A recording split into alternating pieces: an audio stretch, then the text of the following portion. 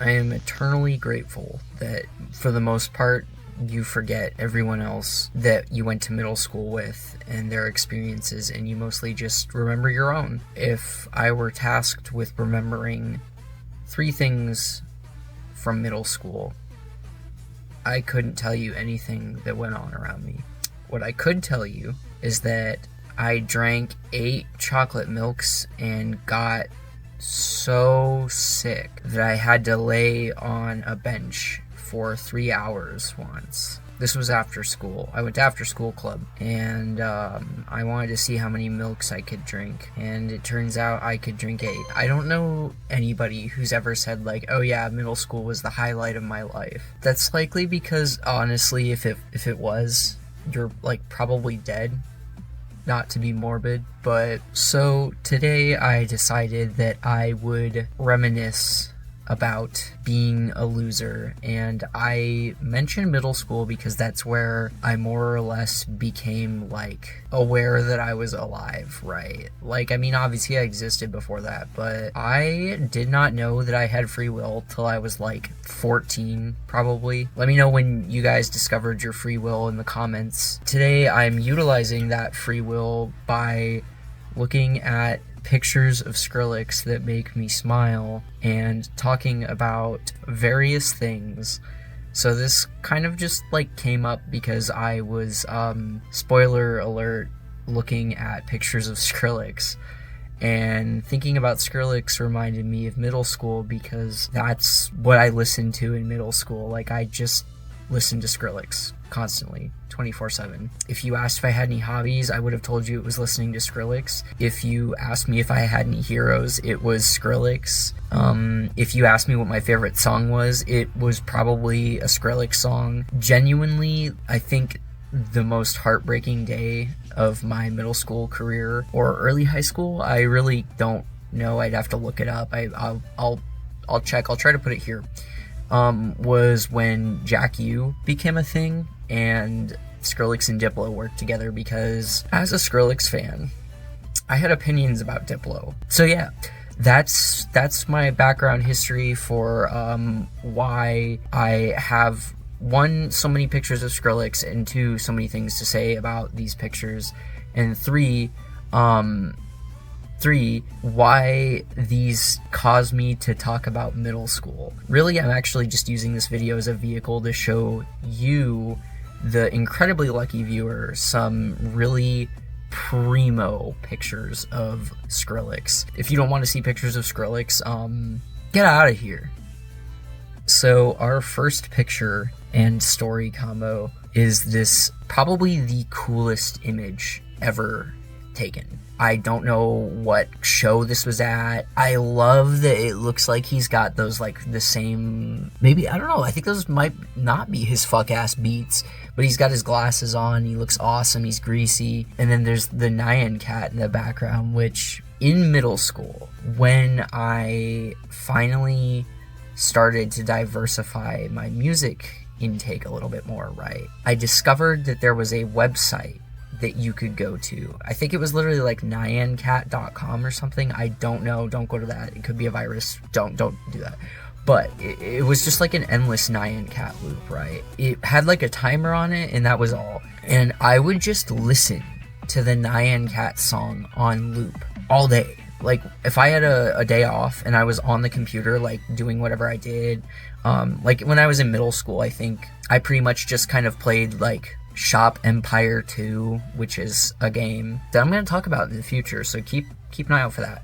It's coming soon. But I would play Shop Empire 2, which is like this shitty Flash game, or I would browse DeviantArt for hours, and I would just listen to the Nyan Cat theme song on loop. And if I got bored of that, I would go listen to some Skrillex, and that was pretty much it. So if you ever wonder, like, what's wrong with me, it's probably because I used to listen to like 10 hours of just like the Nyan Cat theme song. Let's see what our next photo is. This photo, I don't specifically have any story for this. I just love it. I love it. I grew up right when a lot of the like kind of like scene emo in your face stuff was, I mean, like, they've always existed, but it was sort of phasing out, if that makes sense. And we were still coming out of that Y2K era, so it was still just kind of a lot of like Hollister, American Eagle, Abercrombie and Fitch, blue jeans, Uggs, you know, stuff like that. And then of course we were crashing right into that Tumblr era where people were complimenting each other's shoelaces, wearing way too much space print, just generally actually like a lot of really ugly clothes, which I don't know, I'm gonna have to eat my words in 10 years when that fashion comes back, unfortunately. But anyways, I just like this image. I think it's from his first to last era, I'm fairly certain. The makeup, awesome. The hair, awesome. The really tight, skin-tight jacket. He was, I will say, the reason that I got stretched lobes. I was in love with his stretched lobes, and I think my freshman year of high school got my hands on a set of tapers from my friend, and I stretched way too fast. Okay, so this, I also don't 100% know. This one is also first to last era, though, I believe, and I just like that we can see the lip rings here. I mean, that and the like natural hair. I always liked this kind of like greasy, ratty look, which sounds kind of mean, but I don't know. I like that unwashed man vibes. Very, very endearing. I just like this photo. I don't know. Now, I know this isn't crazy to say, but it's so funny seeing the difference between this and like, I mean, revolutionary idea that people change and grow up. So this image, and there's actually, I think, I don't know if I'll show it here, but there's a couple where he's wearing a 9-inch nails. It's like this image was made for me. Like Sunny, 9-inch nails shirt. I don't know who the chick is. The first time I saw this image, I like freaked out. Like I was like, no way. I was geeking out. It was so silly. It totally makes sense when you listen to his music. I think Sonny has such an ear for mixing and mastering, and I would imagine that he has to be at least somewhat inspired by Trent. Here is more baby Sonny. Like I was really drawn to the fact that he has like a really kind face. I don't know. I just thought he looked like a guy I wanted to be friends with, you know? And I think because I was kind of like a friendless dork in middle school, especially, I was just kind of thought like, oh man, dude, if I knew Skrillex in real life, we'd be friends. Which, I mean, he would have been like 25 when I was in middle school, so I don't think he would have wanted to be my friend. But Skrillex, if you see this and you want to be my friend now. Okay, quick story, not relevant to this. I just think it's funny. One time when I was like 13 or something, I told my dad to listen to this song called Internet Friends, which, if you don't know, it's by Knife Party. And I'm going to talk a little bit about some CDs I have in a second, actually. So this will come back up. But I told my dad to listen to this song called Internet Friends by Knife Party. And if you don't know, the premise of that song is like, I guess, like a stalker, you know, like it's just, and then they find and kill somebody. And in the beginning, the lyrics are like, would you date me? Would you fuck me? Are you gay? And like, you know, semi-suggestive stuff. But that's like right at the beginning, and it's like a really minor role in the song. And so my like 14-year-old brain, right, just glossed right over that, because the actual song, I mean, it's, you know, I'm not super into that genre like as an adult, but when I was younger, the drop like was something that I really remembered liking. I thought it was really unique and it sounded really awesome. And my dad, he liked to listen to Deadmau5 and sometimes Skrillex, you know, like he was a bit of a genre hopper. He listened to a lot of stuff. And so I told him, I was so excited, I told him to look it up and listen to it. I was like, Dad, you gotta listen to this song. I think I wrote it on like a sticky note. I don't know why it didn't occur to me that, like, obviously the lyrics were pretty inappropriate. And so I guess he told my mom, and my mom was so concerned. She was like, what is this that you're listening to?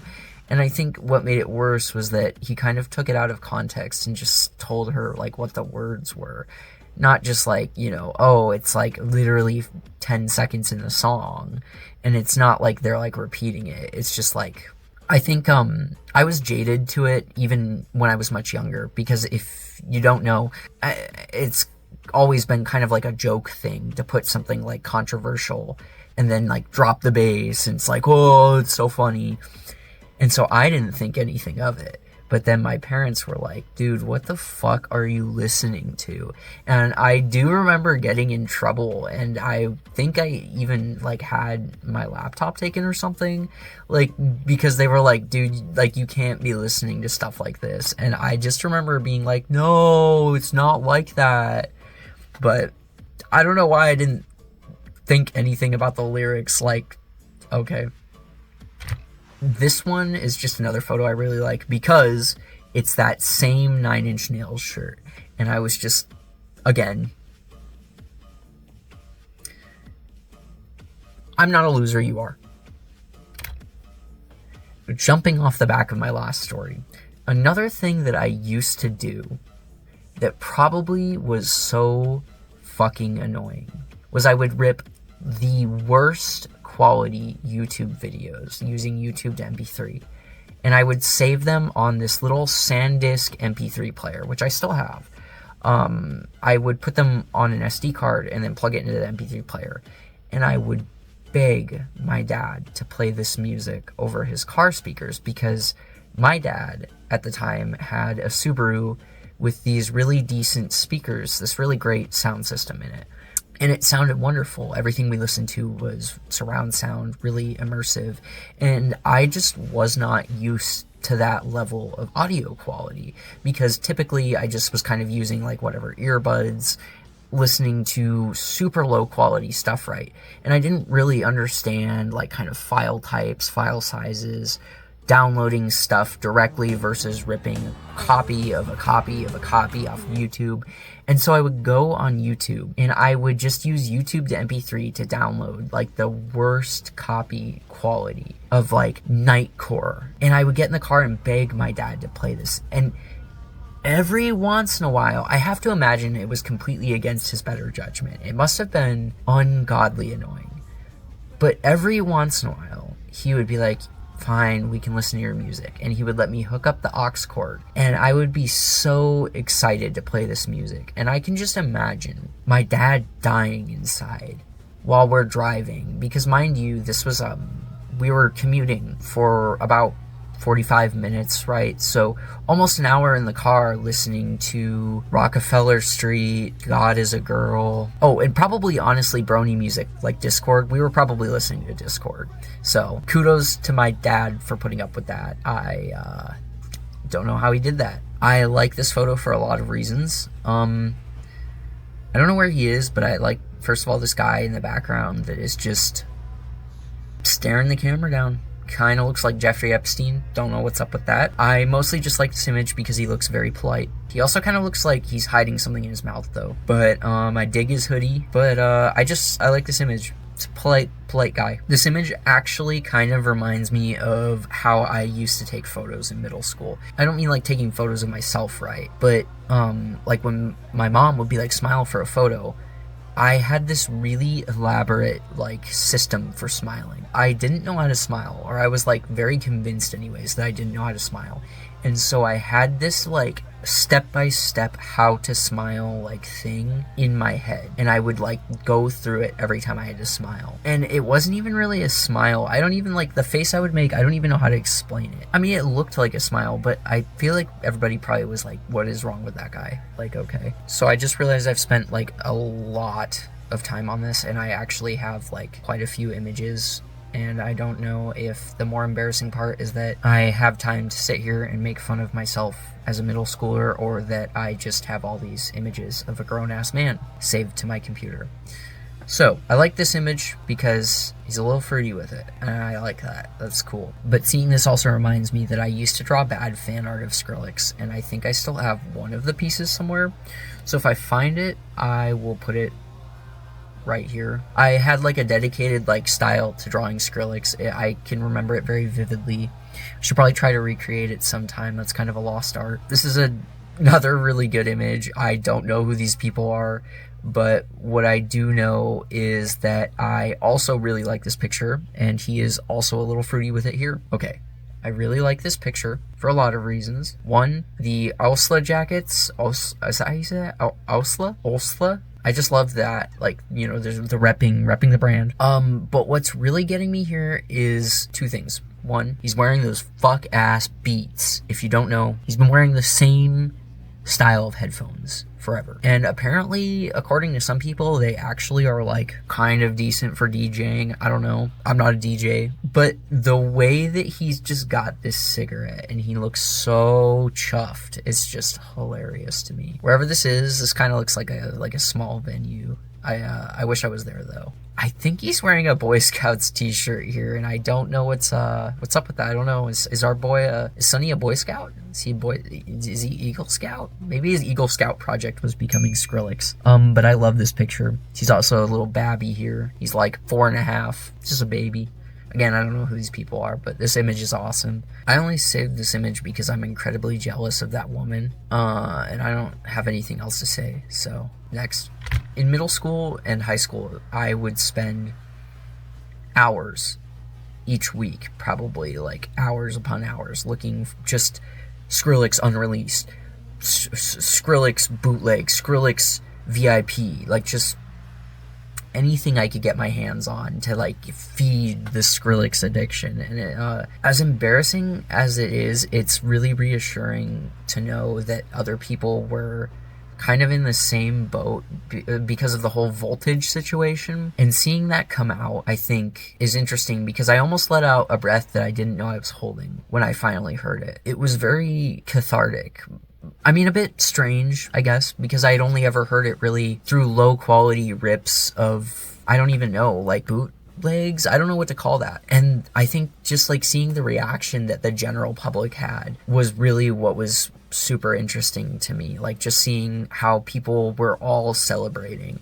It was like this mass thing. We just all were, I guess, freed. I don't know. It was really interesting. It's like that girl that's like, oh, you can't take me anywhere, I'm crazy. Then we've got this one, which again, I love. I really like this image. I'm fairly certain that the one on the left is Sonny. I'm actually not sure. I love all three of these guys. I especially love this guy on the end though. Love the face he's making. I don't know if I could make that face, but it's awesome. The first CD I ever owned, like actually owned, it was a gift from a Secret Santa exchange, and it was a copy of Recess. Now you might be thinking, that's a lovely gift, Angel Morum. I don't have it anymore. I did look for it before this video, but it was strange. This copy didn't have a parental advisory sticker on it. And I remember asking my mom, and my mom was like, well, I think Walmart sells censored versions of discs so that they don't have to have parental advisories. And I remember hoping to God that that's not what was occurring. Because if you don't know, Recess has several tracks with profanity. I mean, there's literally a track called Fuck That. And I remember the first time I put it into a CD player, I skipped straight to Fuck That because I just knew that I would find out very quickly whether or not this was a censored copy. And when it got to the song, a cacophony of that like generic censor beep just started coming out of the CD player. And I shit you not, I started crying because I was so upset to have received this weird Walmart censored copy. And like, mind you, it wasn't unlistenable. I mean, you can't with a straight face listen to a song called Fuck That. It says the word fuck like 100 times and it's just like beeping every other second. So yeah, that was the first time I got my heart broken by Walmart too. I think I'll try to wrap it up here. So this is the last one I'll show, and I just like this image. It's just crazy. I like that he always liked to get up on his set and like climb all over his DJ sets. I always thought that was really crazy. And then the tightest skinny jeans I've ever seen in my life are like in full effect here, which is also pretty awesome. So to wrap this up, I'll show off some of my CDs. And I will say that basically every single one of these are from when I was in middle school. So here's a few of my Skrillex CDs. These guys saw an excessive amount of play Well, that's funny. I used to obsessively, like, constantly burn discs, and just found this little treat in there. It's labeled Eurobeat, so that's great. I don't know why it's in Bangarang. Knife Party. This was the album that broke my heart.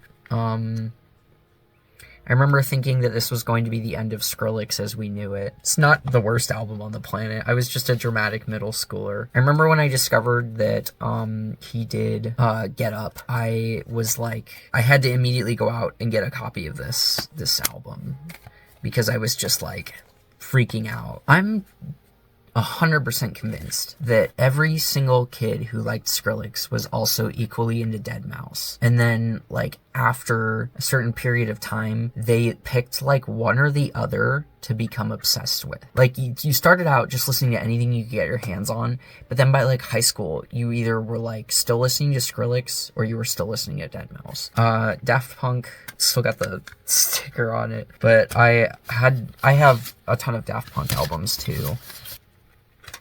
Ooh. This one actually has my Daft Club card in it, so Nero, because if you were listening to Skrillex and you weren't listening to Nero, you're just lying. Oh no, who put these in here? And last but not least, this is what I've been listening to recently. This is Winnifred Worm Friend, which I think that this might be like my favorite CD in my whole collection right now. I did get to see this artist live. This is Worm EP, as you can see. I've got a Winnifred Worm Friend. Here's the back. And I will leave a link to this artist in the description. This is some really gloinky sploinky, some really awesome music, and it's so funny because if I had heard anything from this in middle school, I think I would have dropped dead. I would have been like, there's no way I'm listening to that. Like, there's no way. Because I would have been like, you know, this isn't Skrillex, this isn't deadmau5, this isn't my perfect time signature generic club beats. It's just crazy how, like, vastly different my music taste is now. But how it's also still managed to very much stay the same. My love for electronic and digital music from artists that come from just an insane variety of backgrounds has only grown, and every single new artist that I get to see or hear is just like still such a joy for me, you know? Like, music has always been a really big part of my life, and I think now more than ever I'm coming back to it and depending on it. And I don't know what that means, but I look forward to hopefully expanding my mind even more. Thank you, Skrillex, for opening my mind up to sounds that weren't top 50 chart, you know, which is funny to say. I mean, what, Bangarang did numbers. But I think that, like, listening to music like that growing up really allowed me to grow into, like, what I am now as far as my understanding of music is, and, like, the kinds of things that I enjoy. So here's to a million more Winnifred Worm Friends, and to every middle school loser out there, just know that Skrillex doesn't want to be your friend.